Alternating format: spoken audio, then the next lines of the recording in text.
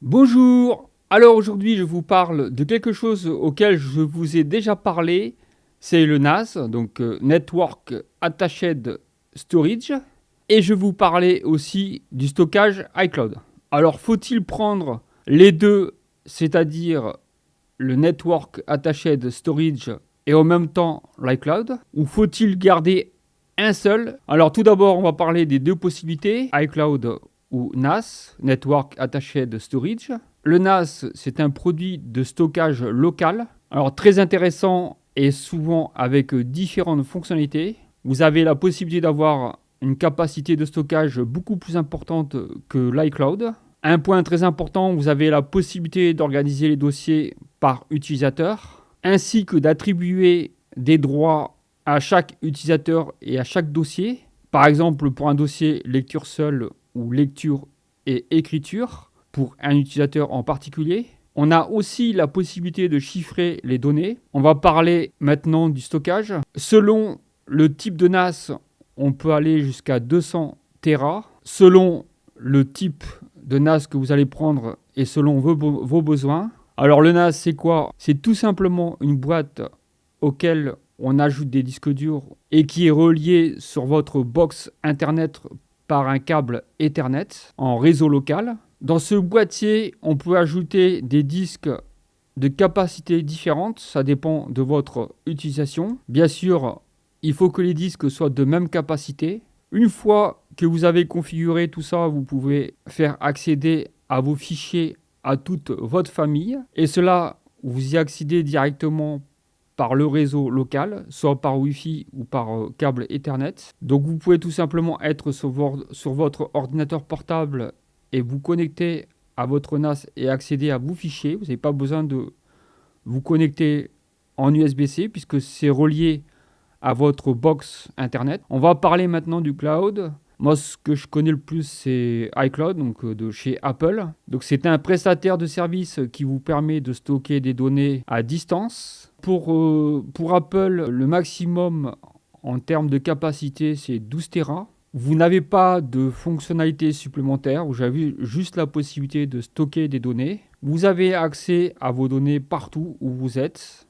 Moi, je pense que l'iCloud, c'est plus approprié à des sauvegardes de fichiers très importants, comme des fichiers administratifs, des photos, des choses comme ça. Je pense que c'est le plus approprié. Alors, en termes de coût, c'est suffisamment important. Si je vous parle du 12 Tera, il faut compter 60 € par mois. Et cela chez Apple. Alors, si je vous parle maintenant du coût des stockages pour le NAS, aujourd'hui, les prix ont vachement augmenté. Donc, en fait, j'ai regardé un petit peu les prix des disques durs. Ils sont très, très, très importants. Le prix a doublé. Il y a quelques mois, on avait un disque dur de 6 Tera pour 130 €. Aujourd'hui, il est passé de 130 € à 270 €, rien que le disque dur. Le NAS, il va vous coûter à peu près entre 200 et 300 €. Tout dépend du NAS que vous allez prendre. Ça dépend du nombre de disques que vous pouvez ajouter dans ce NAS.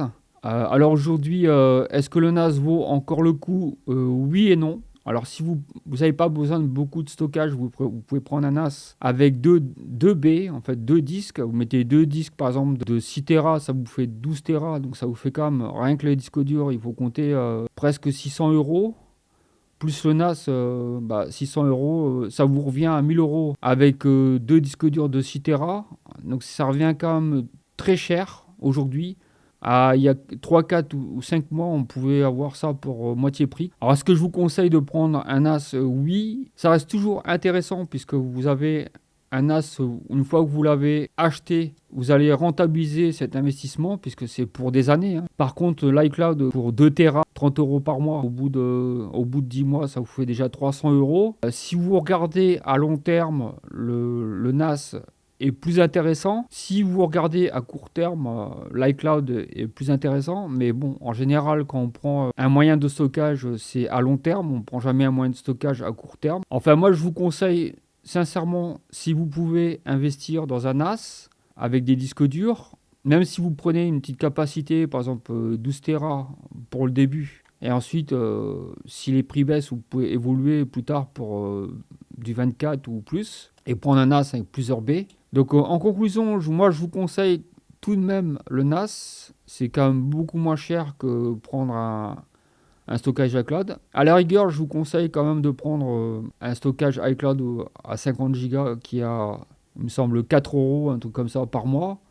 Ça vous permet de sauvegarder tous vos fichiers importants, administratifs et peut-être quelques photos. Et en même temps, vous pouvez prendre un NAS pour d'autres fichiers. Alors les inconvénients du NAS, c'est que le NAS est en local, donc chez vous. En cas d'incendie, vous risquez de tout perdre. L'idéal, c'est d'avoir 3 possibilités de stockage, c'est-à-dire une possibilité chez vous, une possibilité chez un ami ou chez la famille, et la troisième possibilité, l'iCloud, donc en externe. Alors voilà, c'était une toute petite vidéo sur le NAS et sur l'iCloud. J'espère que vous avez apprécié. Si c'est le cas, vous laissez un petit pouce bleu. Si ce n'est pas le cas, vous laissez un petit pouce rouge.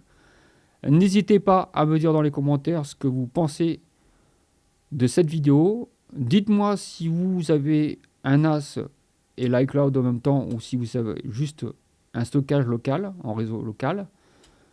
Et je vous dis à très bientôt pour une autre vidéo. Ciao, ciao!